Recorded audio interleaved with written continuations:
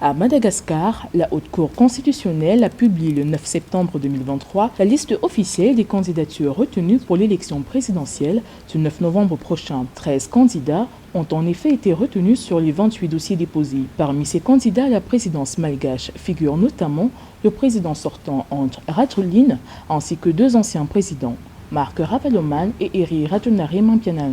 Avec ces 13 candidats, donc, nous retrouvons en tête de gondole trois anciens chefs d'État, avec Andry Rajoelina, Heri Rajaonarimampianana et Marc Ravaloman. Ce qu'on peut dire, ce seront forcément les favoris de ce cru 2023. Par ailleurs, il faudra aussi être attentif à la candidature de Siten, qui a quand même un élan de popularité derrière lui. Pour cette élection, bien évidemment, on sera tous focalisés sur le président sortant Andry Rajoelina, puisque on sait que lorsqu'on bénéficie quand même de l'assise d'un appareil étatique derrière, lorsqu'on sait qu'on aussi les moyens qui existent pour le président sortant, et aussi par son passé, aussi par ses alliances qui existent, tant sur le plan politique que sur le plan économique, fait de lui naturellement le favori. Pour pouvoir concourir à sa succession, le président sortant Rajoelina a, conformément à la constitution de Madagascar, démissionné le 9 septembre 2023 de son poste. Dans la foulée, le président du Sénat, qui aurait dû assurer l'intérim, a demandé à la Haute Cour constitutionnelle de constater sa volonté de renoncer à ses nouvelles fonctions.